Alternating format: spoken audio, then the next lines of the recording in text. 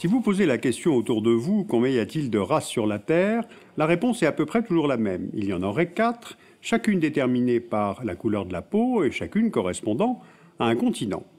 Eh bien, ce que je vous raconte là est complètement faux. Le problème, c'est qu'un très grand nombre d'entre nous pensent cela, et pire encore, les races pourraient ne pas être tout à fait égales entre elles.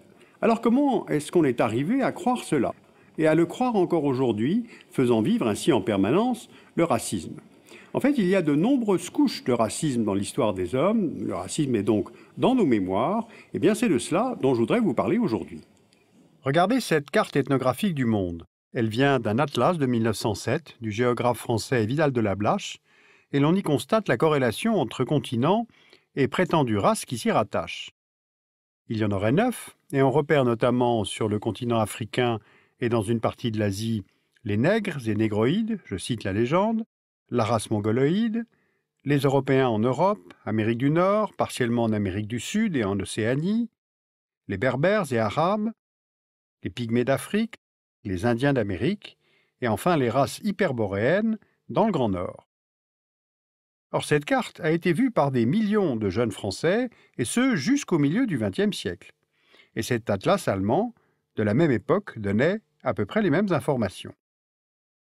D'après ces cartes, l'espèce humaine est divisée en races, c'est-à-dire des populations qui se distinguent les unes des autres par certains traits héréditaires, comme la couleur de la peau, qui est la différence la plus visible. Ce type de catégorisation remonte aux travaux de naturalistes comme le français Buffon ou le suédois Linné. Il s'agit au XVIIIe siècle, en pleine période des Lumières, de définir, de classer. Par exemple, Carl von Linné, dans Systema Natura, définit 4 variétés d'Homo sapiens, auxquelles il associe une couleur de peau et même des caractéristiques précises. Homo asiaticus, jaune pâle, mélancolique, rigide. Homo afer, noir, flegmatique, décontracté. Homo europaeus, blanc, sanguin, musculaire. Homo americanus, rouge, colérique et droit. Ensuite, la couleur de la peau n'est pas le seul critère à être utilisé par les savants de l'époque. Dans cet ouvrage de 1801, Histoire naturelle du genre humain, on trouve cette illustration montrant 3 profils, de l'Apollon de la statuaire grecque à l'orang-outang, en passant par le nègre, je cite la légende, et dans cette représentation, le nègre forme le chaînon manquant entre le singe et l'idéal humain. Apparaît ainsi vers le milieu du XIXe siècle une nouvelle science qui a pour objectif de mesurer ces différences entre les hommes pour créer des catégories et ensuite les hiérarchiser. Par exemple en s'appuyant sur l'anthropométrie et la craniométrie. Le représentant de ce courant en France est Paul Broca. L'anthropologue allemand Blumenbach, lui, identifie 5 races.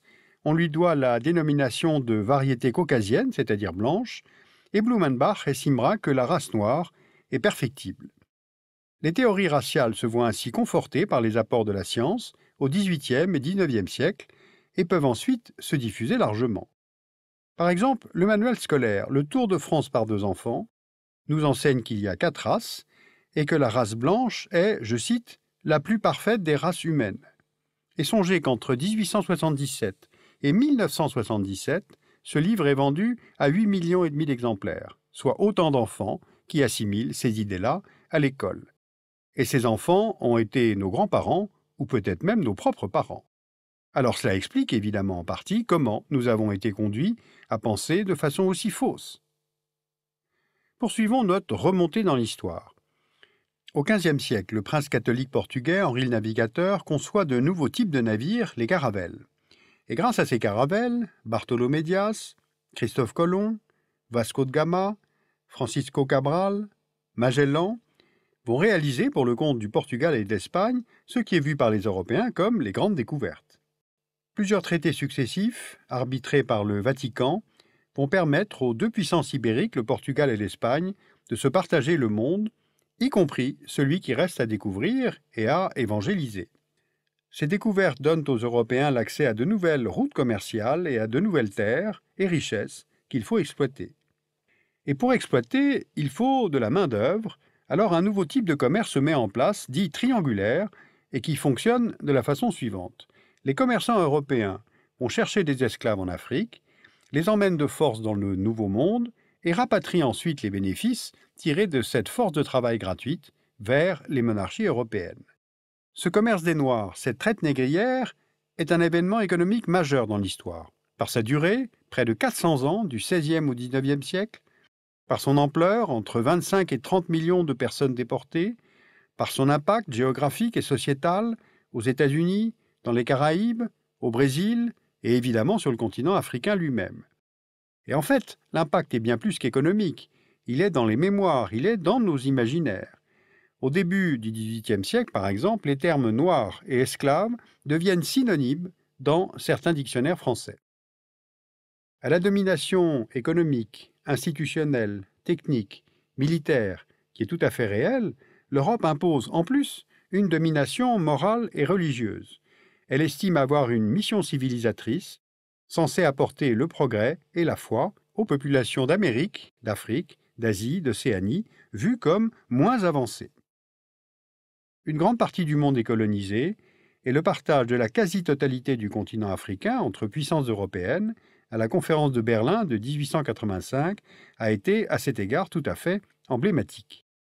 20 ans plus tard, en 1914, à la veille de la Première Guerre mondiale, voici à quoi ressemble le monde politique. On repère les empires contrôlés par la France, le Royaume-Uni, l'Espagne, le Portugal, les Pays-Bas, la Belgique, l'Allemagne, l'Italie. Ces puissances captent les ressources tout en expliquant au monde entier qu'il y a un sens unidirectionnel au progrès. Mais les Européens ne sont pas les seuls. On retrouve au Japon cette idée de supériorité et de mission impériale, l'empire du soleil levant partant à la conquête d'abord de Formose, de la Corée, du Manchukuo en Chine, puis un peu plus tard de l'Asie du Sud-Est. En Europe, l'idéologie nazie développe à l'extrême cette certitude qu'il y a des races et que la race aryenne est supérieure.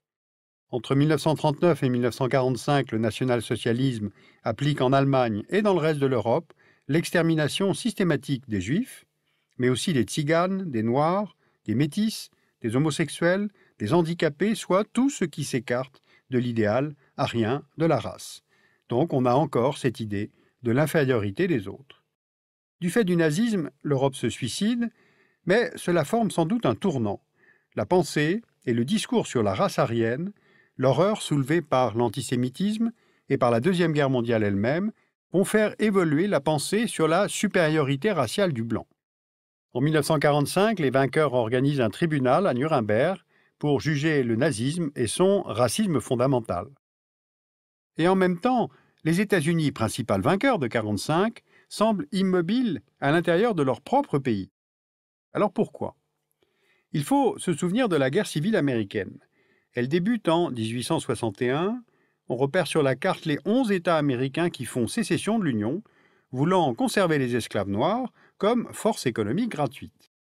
Les confédérés vont perdre la guerre, l'esclavage est aboli, mais les lois raciales ségrégationnistes imposent quasiment dans tous les États américains la séparation entre blancs et noirs, à la fois dans l'espace public, les bus, les écoles, ou l'espace privé, comme par exemple l'interdiction du mariage interracial. Et dans certains États, comme celui de Washington, les lois s'appliquent aussi aux peuples indiens. Eh bien, ces lois vont demeurer en vigueur très tard dans le XXe siècle. Le Civil Rights Act y met en principe un terme seulement en 1964. Et depuis, il aura fallu donc 50 ans, soit 2 générations, entre l'abolition du racisme officiel et l'élection en 2008 d'un président américain noir. Ce qui ne fait pas disparaître pour autant le racisme aux États-Unis. L'autre paradoxe se trouve dans ce même calendrier de la deuxième moitié du XXe siècle. Alors que le processus des décolonisations est partout en route, le racisme institutionnalisé se poursuit en Afrique du Sud, en legs direct des idées coloniales européennes. Car on a en Afrique du Sud toute une société organisée en fonction de l'apartheid, c'est-à-dire cette ségrégation qu'il convient de maintenir entre les Noirs et les Blancs, qui sont les descendants des colons néerlandais et britanniques. En 1951, le pays crée 10 Bantoustans, c'est-à-dire 10 États réservés aux Noirs, traduisant ainsi dans le territoire le développement séparé des races. Cette ségrégation assumée et affirmée va durer 43 ans en Afrique du Sud, le pays jouant pour Washington un rôle de rempart contre l'influence soviétique sur le continent africain. Il aura donc fallu attendre, non pas que les idées de supériorité aient évolué, mais que la guerre froide prenne fin pour que cesse l'apartheid. En vous évoquant ces quelques étapes et les mémoires qu'elles ont laissées, j'ai voulu vous faire bien mesurer la grande épaisseur historique du racisme. Aujourd'hui, on sait que le génome humain n'est ni blanc, ni noir, ni jaune. L'espèce humaine est une, et les êtres humains qui peuplent la planète partagent tous une origine commune. L'Homo sapiens a émergé il y a environ 150 000 ans en Afrique tropicale, puis il a peu à peu migré hors de ce continent il y a 60 000 ans, pour venir ensuite coloniser l'ensemble de la planète au cours des millénaires qui ont suivi. Cette dernière carte nous montre la répartition moyenne des couleurs de peau dans le monde. Les variations de couleurs, claires ou foncées, sont le résultat de l'adaptation du corps humain aux conditions environnementales et climatiques. La couleur dépend de la concentration de la mélanine, c'est un pigment produit par les cellules de la peau en fonction de l'exposition au soleil. La peau foncée offre une protection contre le soleil, puis elle s'éclaircit progressivement en montant vers les latitudes plus élevées.